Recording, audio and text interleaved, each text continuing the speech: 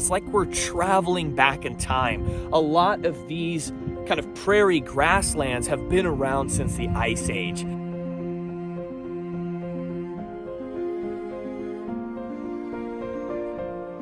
Neither me nor my cameraman is interested in being absolutely eviscerated by a bison today, are we?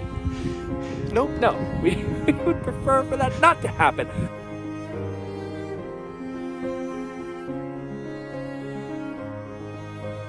So these are absolutely stunning animals, incredibly important, and have such a rich history surrounding them. And it's a shame that they've been almost entirely wiped out from their historic range.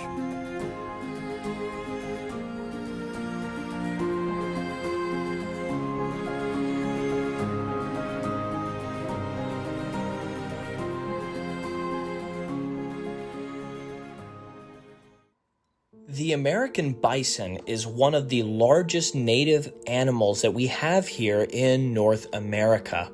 These are large, impressive herbivores that can be quite dangerous if approached too closely. So we're going to see if we can observe these animals from a safe distance and bring you some amazing shots to teach you about the illustrious, the amazing, the elegant American bison. Okay, everybody, and welcome back to Jack's World of Wildlife. Now, today, I'm hoping to showcase one of America's true treasures, the American bison or buffalo. Now, these are enormous bovid mammals, meaning they're related to things like cattle and water buffalo.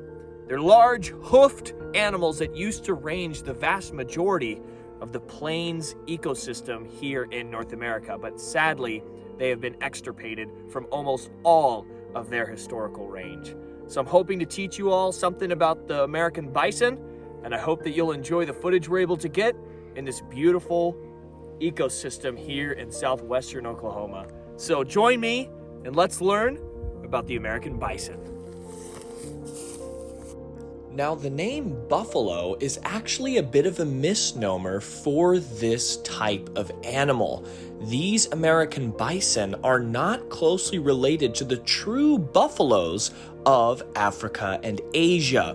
Now, although they are all a type of bovine, a bovid mammal, they are not close enough related to be called the same thing. So the proper term for this species of animal is a bison. Now, these gigantic mammals used to span throughout the majority of this beautiful continent. Some estimates report these animals in the 18th century to have reached numbers of an excess of 60 million. However, today, it's estimated that only about 30,000 of these American bison still exist in the wild. And most of that, if not all of that, is within refuges and national parks.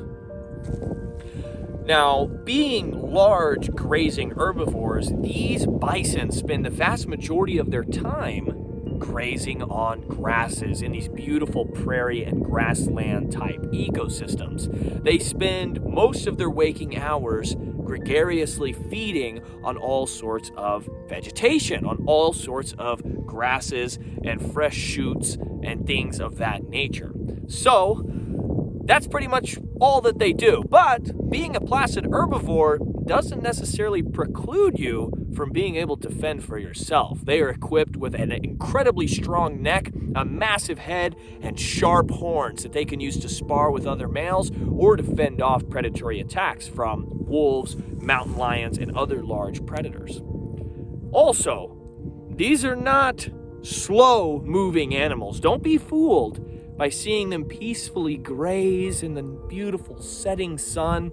These creatures can jump sometimes up to 6 feet in the air and run at speeds between 35 and 45 miles per hour.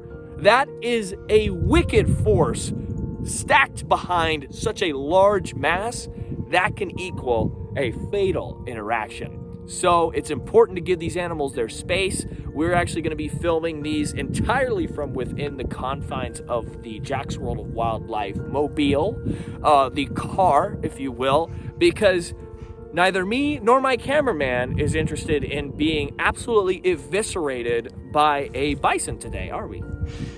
Nope. No, we would prefer for that not to happen. However, we would love to get some great footage, but of course, with our safety and the bison's safety at utmost importance. So it's very important, even in parks and things like that, even though these animals are habituated to being around people, to being around cars, that does not give you license to approach these animals because, like I said, they can very easily kill a person 100% of the time. Now, the American bison is at a pivotal place in the heart of America's history.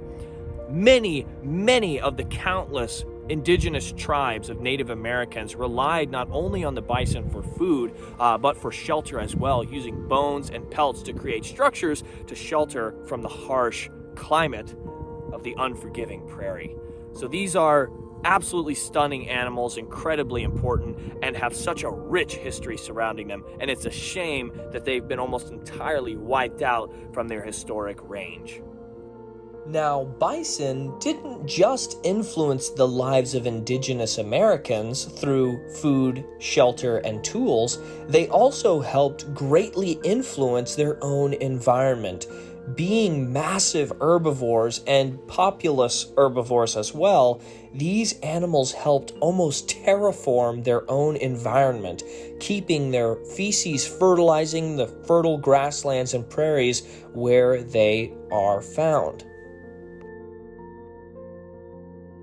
Now, in the 1800s, this species sadly experienced a sharp decline in its numbers, almost completely wiping them off the face of the planet. It's estimated that over 60 million individuals roamed North America prior to the 1800s, and towards the late 1800s, only a few hundred of these animals remained. Now, this attack on the species was intentional in many aspects by the U.S. government in order to wipe out this priceless and precious resource in order to destabilize and destroy the indigenous cultures that relied on this bison for all sorts of products, for meat, for tools, and for shelter. Just a very sad instance of animals getting caught in the crosshairs of human conflict. It is just so sad to think about the sheer amount of life that was lost on this precious continent.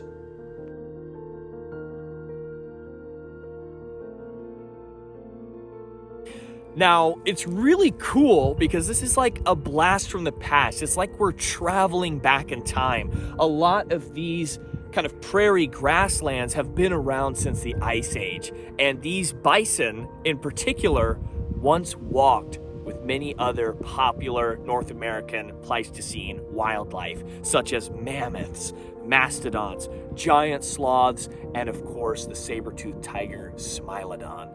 So it is so cool to still see that tiny little death rattle, that last breath of that amazing, immaculate time in America's history when we really looked much like Africa, with proboscideans like mammoths and mastodons and gomphotheres roaming through these beautiful prairies, feeding on all sorts of vegetation right alongside these amazing bovine mammals.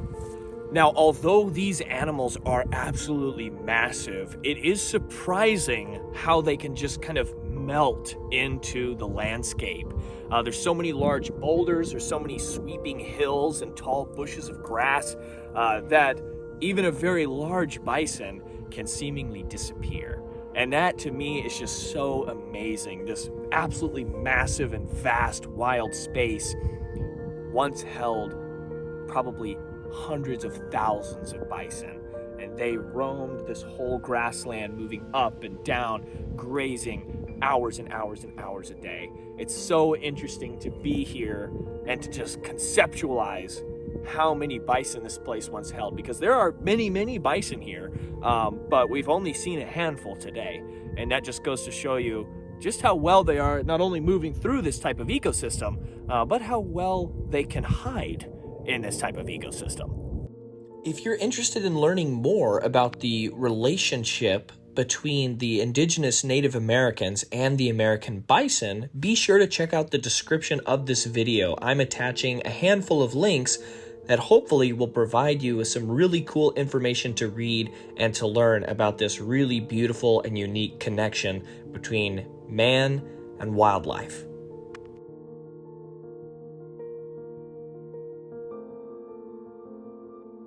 Well, I hope you learned a lot about the American bison. This was a super cool experience, a blast from the past, if you will. Me and my cameraman really enjoyed coming out here and observing things in at least a fraction of the way that they once were. So, thank you so much for watching. Be sure to like, comment, share, and subscribe. Turn on post notifications if you enjoyed this video. Buy the merchandise. Join our channel memberships. Why am I getting so tongue-tied with that? Join our channel memberships for exclusive behind-the-scenes content that you don't want to miss. And of course, please tune in next time so that we can see each other again and so that you can learn something new on Jack's World of Wildlife.